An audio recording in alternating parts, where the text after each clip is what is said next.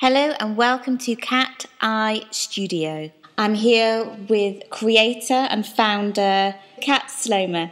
Hello, Kat. Hi, Fiona.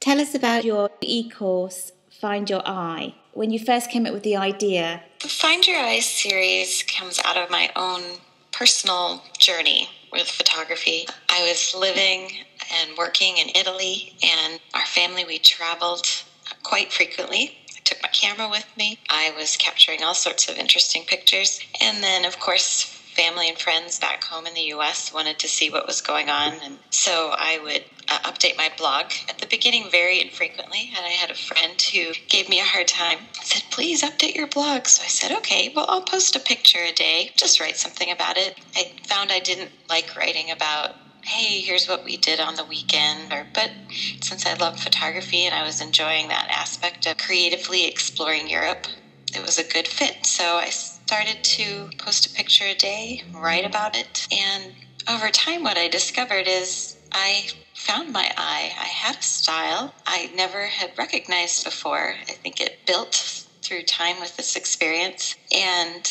as I realized that, I looked back and said, wow, there's some real things I did to get to this point. And I could see how I took certain steps and how those steps helped me. I thought I could share this with other people. I was already blogging. I was already connecting with people online. I thought they might be interested in trying to find their own eye the way I had. And so that's when I first came up with the idea and started to think about how would I put this together? How would I take these steps and make them something? And as you were going through these steps, did you log these down? Did you have a notebook, or what was the process? Yeah, at the time I didn't recognize anything I was doing. The way I recognized it was by looking back through my blog and my journal. So I keep a personal journal where I write most every morning. It's just kind of my own thoughts and expression and what's on my mind. And then with the blog, I was writing more specifically about a photograph or something I was feeling about that photograph, or things, about places we had traveled. And what happened is I was actually recording my journey. I just didn't know it. I was recording the steps, not in an obvious way in terms of how to teach them, but I had at least recorded where I was going, what I was doing along the way. That record, just by going along with it, became the record I needed to pull out the key steps and the process I was using to put it together in the Find Your Eye course. Did you feel like it gave you, as a photographer, a guideline for them to investigate further?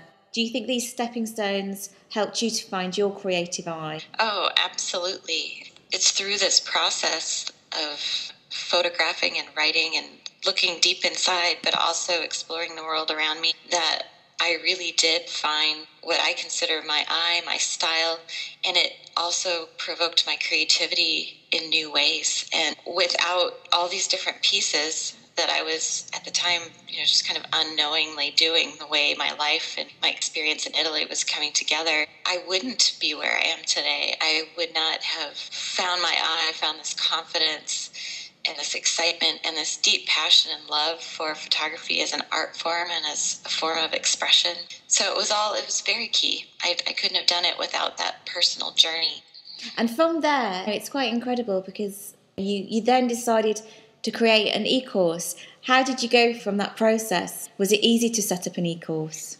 The idea for it came very naturally. So as I started to look, and I just started to outline, and I saw how it would fit together. So the idea and everything came together very easily. Setting it up was a different new challenge. I mean, you start out, you have this idea, and then you go, well, I'm just this one little person, and I've taken e-courses and I've seen them online, but then how do I go about doing that? And so that part was the next step. Initial challenge, even to get over my own fears of asking, putting myself out there, finding ways to connect with people to see how I could do this. And then the final part, once I had started and I had an arrangement and I knew where I was going to host it, it was actually writing it. So the outline was there. I had the ideas in my head. I took on quite a big project that I hadn't realized at the time. The way I had it the first time I ran the course, it was 6 weeks total, 3 lessons a week. It was a lot of myself in the process of writing and taking that idea to something that I could then express to other people. Then the most interesting thing was, it felt at the time I had this huge accomplishment when I got the class done, and then I launched it out there, and the students started taking that material and using it and making it their own. It was this very surreal experience. I bet that's quite an amazing time, though, when you first launch your e-course and then you see the students then taking note of what you're saying, and then they're going on their own journey. It must be quite nice to see people going through things at different times as well.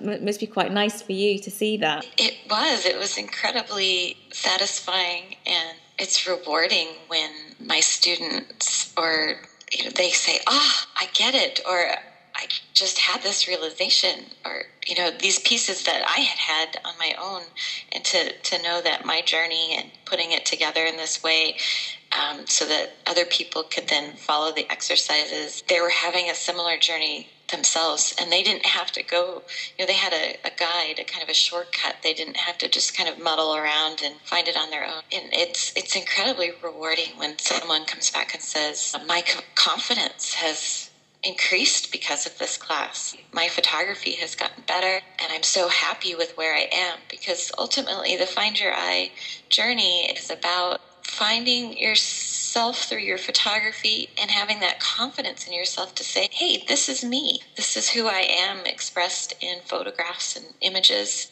And when you get to that point where you can start to do that, there's this incredible wellspring of confidence and well-being, and it just takes you more places creatively. It sounds like it's almost an e-course of self-discovery as well. It can be. I think it depends on each person's individual journey, but the ones who get the most out of the class are the ones who are ready to explore that connection, the images we create with ourselves, and how we express our inner selves through those images. And that journey and how that happens is all very different for different people. And that's the beauty of this journey, is it's the exercises, you find your own way. Where do I book and how do I book for this e-course? Is it something that I can do in my own time, or is it a time set e-course?